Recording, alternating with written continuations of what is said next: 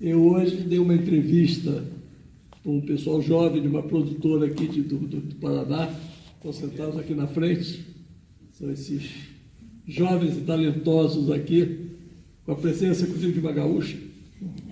E eu respondi um pouco essa tua questão, dizendo que a arte cresce nos momentos de crise, né? Quando a gente fala dos grandes momentos da arte brasileira, por exemplo, música de protesto, foi depois do golpe de 64. O Teatro Oficina, Zé Celso, Galileu Galilei, Rei da Vela, são peças pós-golpe de 64. São momentos em que a gente precisa de respirar, a gente precisa de poder responder àquele poder que está ali. Eu assisti essa semana uma fala do Zé Dirceu, em que ele fala dos caçados de 64, só militares foram 7 mil. Então, o que sobrou naquele momento foram jornalistas e artistas que puderam resistir ao golpe. E nós estamos vivendo um momento parecido. Esse é um momento de muita dureza para o Brasil, muita tristeza, mas ao mesmo tempo de uma resistência possível e necessária. E nós vamos fazer através da arte. E aí entram os seus alunos. Os filmes que eles têm que fazer são filmes de resistência. O que a gente tem que semear é uma cultura de resistência. A cultura do blockbuster, do cinema de entretenimento, já está aí. Ela beneficia 3, 4 produtoras. Você tem toda uma geração de artistas hoje, de que se forma nas escolas de cinema, que se forma nos cursos de teatro, que tem uma arte para produzir. Vamos lá, vamos fazer uma arte política, vamos politizar o discurso, vamos discutir a questão. Olha o tema bom para vocês trabalharem, discutir a questão. Então, e nisso entra os sindicatos, entra todo mundo nessa produção desse novo mundo. E eu acho que com isso eu respondo também a tua fala. É a sociedade civil que vai poder responder o que é essa utopia. Aí entram os sindicatos, entram os artistas, entram os intelectuais, entram os profissionais liberais, entra todo mundo. E, para responder a questão do profissional autônomo, do Anderson, quer dizer, eu acho que no Brasil nós tomamos uma porrada muito grande agora com a legislação trabalhista, mas essa realidade do Anderson hoje é uma realidade. Eu conheci ele porque ele é meu pedicure em Copacabana. E quase todas as minhas cuidadoras vêm de Japeri. E aquele grupo de teatro, o Grupo Código, há anos atrás eu já fiz um trabalho com eles. Aí juntou toda essa conspiração. Japeri é a última parada do trem na Baixada Fluminense. E eu falei, vou pegar um personagem de Japeri, que eu conheço, vou mostrar que o tempo que ele leva para atravessar a cidade, para chegar no trabalho, é o tempo que a gente leva no cinema assistindo um filme. E ele faz isso na ida e na volta, todos os dias. E aí, a construção do filme foi essa.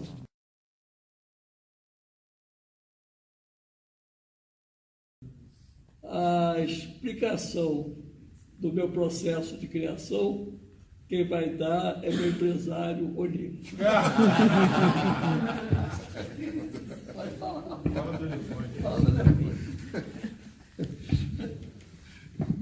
Essa é a brincadeira que o senhor está fazendo, porque outro dia em São Paulo fizeram também essa pergunta para o Silvio. Ele, muito espertamente, não respondeu. Falou, mas não falou nisso. Eu falei, olha só, o Silvio, nem ele sabe como é esse processo de criação dele, porque é difícil você, talvez, chegar, por exemplo, na inteligência, não é isso? Na capacidade de como uma pessoa cria uma coisa. Claro que o Silvio tem uma cultura de cinema muito grande, tá certo? Mas uma pessoa pode ter toda a cultura de cinema que ele tem, ou até maior, mas não ter a capacidade de chegar e de pegar todo o material, fazer uma narrativa de 1 hora e meia, expondo tudo que a gente quer falar, quer fazer. E aí é o seguinte, eu fiz um curso de mestrado em redes neurais, que é a parte da inteligência artificial, e eu tinha um professor que ele explicava, né, tentava explicar o que é a inteligência. E ele contou uma história para a gente, que no começo do século, não, no final do século passado, do século retrasado, que já é os anos 1800, lá pelos 1895, por aí, tinha um menino, tem uns 16, né, que ele inclusive escravo, parece, então filho de escravo, que ele fazia com uma perfeição muito grande esculturas em madeira de elefante. Certo? E todo mundo ficava assim, encantado com a escultura do garoto. Até que um mais curioso, igual vocês, perguntou como ele fazia aquilo. Aí ele falou assim, não, é muito fácil, eu tiro da madeira tudo que não é elefante. Então, é a forma de criação dele.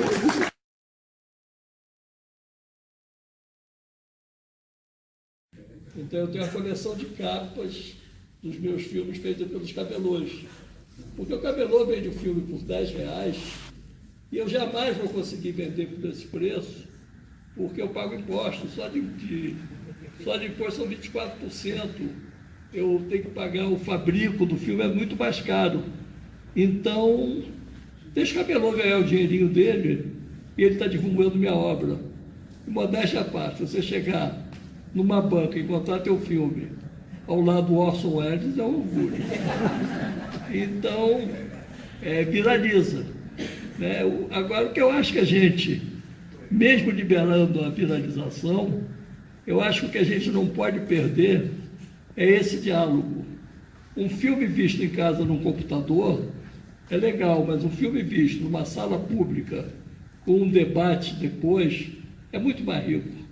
Vamos manter essa tradição dos encontros, isso é que é fundamental. Usem os filmes, mas conversem. Cinema é feito para isso. Em relação às perguntas ligadas a criptomoedas, eu não só não entendo, como não acredito. Eu acho que não existe economia sem a presença de Estados. Eu até recomendo aos amantes dessas moedas que são cassinos virtuais para assistir uma série espanhola chamada Casa de Papel. É um filme que eu assisti agora, que é uma série maravilhosa. Muito bom. Em que os caras fazem o roubo da Casa da Moeda da Espanha. E eles entram na Casa da Moeda, montam toda uma estrutura e ficam lá dentro 10 dias. E aí o governo, a polícia acha que a operação deu errado. E na verdade não deu, porque a conta que eles fazem é a seguinte: mais tempo nós ficarmos aqui dentro, mais papel vai ser impresso. E a gente não está roubando ninguém, está levando papel. A gente não tem ninguém que vai sair prejudicado com esse roubo, porque esse dinheiro não pertence a ninguém. Ele vai do Estado direto para o banco. Então o banco vai deixar de ganhar, mas o povo não vai perder, porque aquele dinheiro não pertence a ninguém. E aí é um filme que mostra esse cassino que virou a economia, que virou a finança. E o meu filme é essa versão documental. Mas eu não acredito nessas coisas, não. Então, eu não sei se eu deixei de responder alguma questão. Você está respondendo o café aí. Mas vamos para as próximas questões.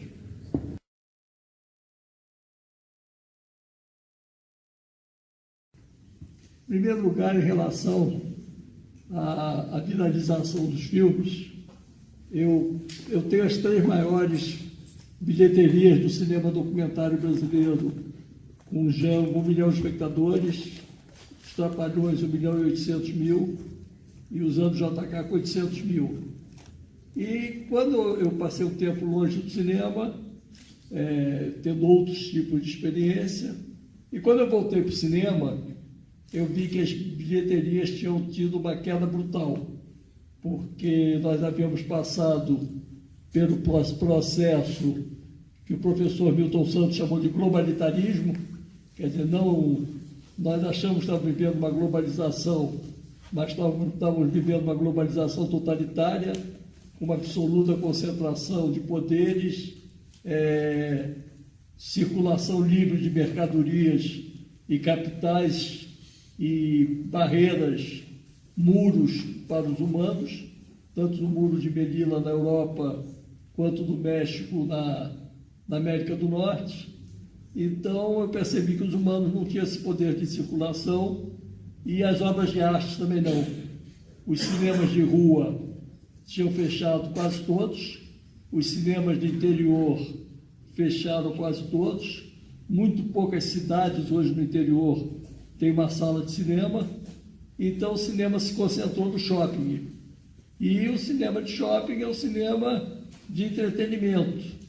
Esse chamado cinema cabeça, ele foi perdendo toda a força que ele teve nos anos 50, 60, 70 até 80. Nos anos 90, com o globalitarismo, esse cinema enfraqueceu e muito. Então eu percebi que a única estratégia possível de sobrevivência de um cinema como o brasileiro, que não vem distribuído pelas majors, é a viralização através das redes públicas. E eu comecei a disponibilizar meus filmes. Eu falei, um filme numa prateleira é um objeto morto. Um filme projetado, ele ganha vida pelo olhar do espectador. Ele cria uma relação entre eu e os espectadores. Essa sala hoje cheia, como ela está, ela cria um diálogo. Então é isso que eu quero quando eu faço cinema. Eu quero dialogar com as pessoas. Eu fiz um filme, não foi para ganhar dinheiro, eu fiz um filme para discutir uma ideia. E aí eu comecei a viralizar pela internet. É uma estratégia que deu certo. As pessoas não precisam piratear meu filme, eles podem simplesmente copiar, distribuir, passar para os alunos. Ninguém vai ser criminalizado por isso. Ao contrário, eu vou agradecer. Eu uma vez fiz uma palestra em Sorocaba e eu estava indo projetar o Milton Santos e aí alguém me fez a clássica pergunta o que eu achava da viralização. Falei, bom, eu já sei que esse filme está na internet. Um cara lá atrás levantou o dedo e falou, foi eu que coloquei, professor. Eu falei, então vem cá fazer uma foto com o Capitão Gancho.